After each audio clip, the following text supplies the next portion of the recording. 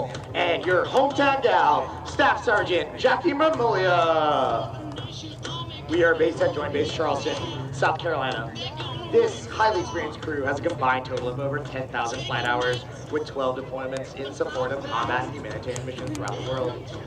The C-17, affectionately known as the Moose, was responsible for airlifting the majority of over 120,000 evacuees from Afghanistan during Operation Allies Refuge. In addition to their combat deployments, members of the crew are specially qualified to conduct specialized night, low-level, and high-altitude operations in contested environments in support of the Chairman of Joint Chiefs of Staff and President of the United States Special Operation Missions. The crew will now perform a high-speed pass with the aircraft capable of accelerating to over 350 miles an hour. This pass demonstrates the extremely powerful engine of this magnificent jet. Approaching from your right, notice how quiet it is as it goes by show center. Gives operators tactical advantage while flying low over hostile territory, and allows for more suitable operations at airfields near heavily populated cities.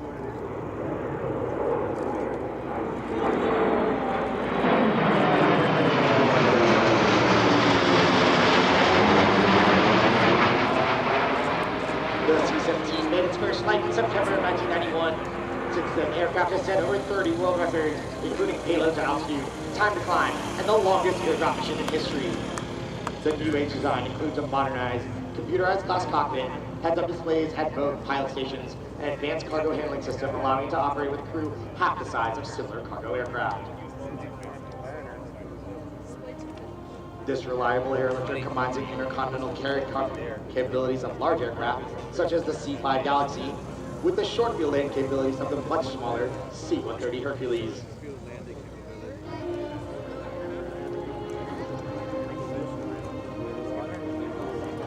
The C-17 is powered by 4 Pratt & Whitney F-117 engines.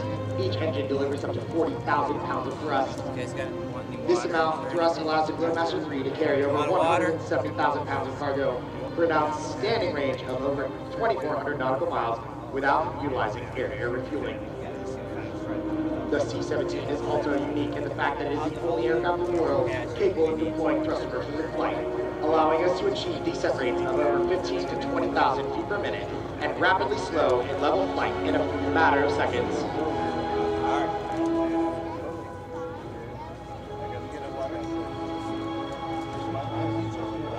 Now approaching from your left, the aircraft will perform a slow speed pass. During the pass, please notice the wing leading in slats and large powerless wing flaps. These devices literally change the shape of the wing and are key to its low final approach speed, enabling the aircraft to land and stop in very short distances. Someplace they have that ocean. They have born? Lemonade. Ladies and gentlemen, please get your cameras ready, as this will be your best opportunity to take photos of this amazing, state-of-the-art machine.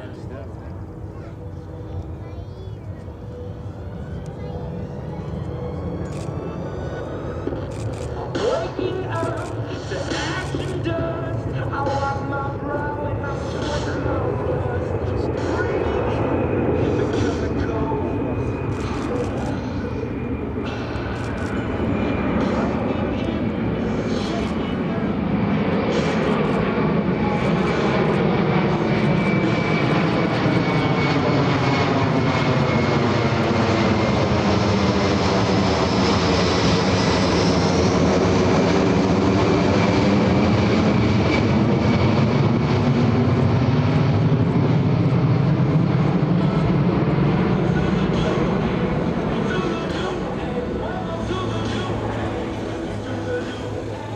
The C-17 will now maneuver for a circle over the airfield, showing its ability to fly at slow speeds and demonstrate its advanced aerodynamics in action.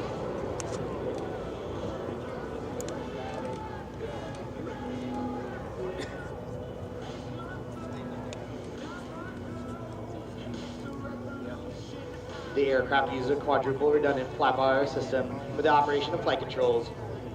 This combined with 4 separate flight control computers, each capable of controlling the entire system independently. The system is designed to optimize the capabilities of the C-17, yet maintain enough redundancy to protect against a wide variety of failure conditions. Another feature of this amazing flight control system is the aircraft can also be flown in entirely mechanical backup mode, further safeguarding against abnormal situations.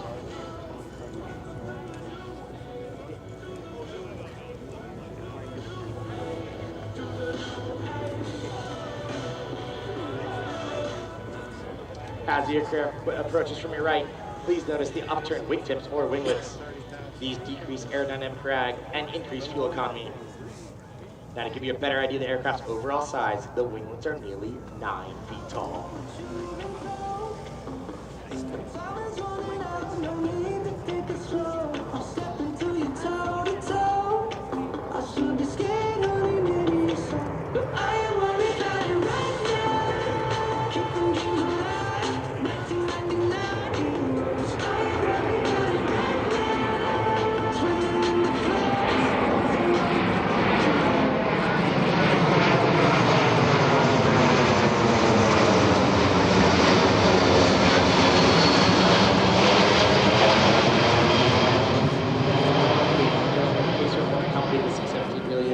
The wingspan is roughly 170 feet.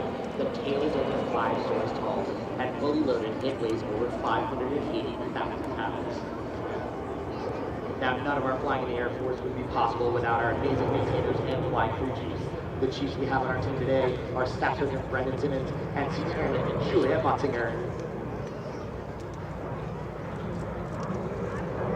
As you can see, the C-17 is extremely maneuverable at both high and low speeds, making it easy to operate in any tactical situation.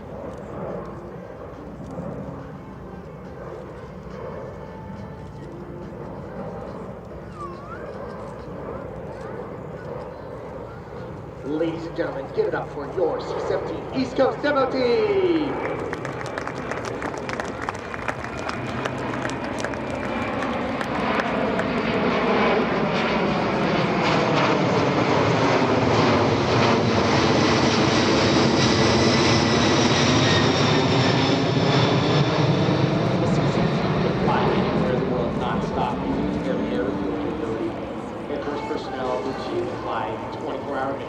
With a single crew.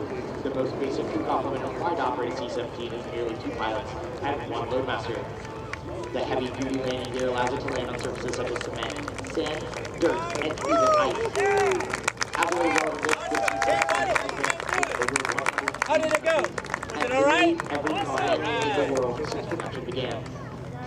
Lastly, all current Air Force crews are trained in the use of night vision goggles or NVGs, allowing them to operate while in unlit, austere situations around the globe.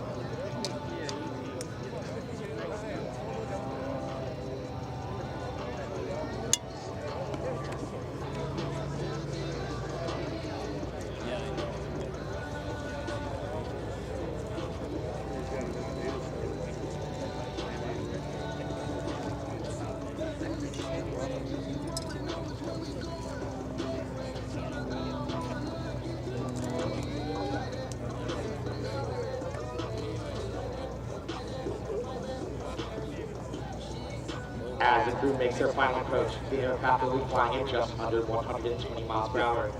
They are simulating arrival into a shortened airfield where hostile forces are present. This versatile tactic allows the C-17 to operate at over 6,000 more airfields worldwide than a commercial wide-body aircraft.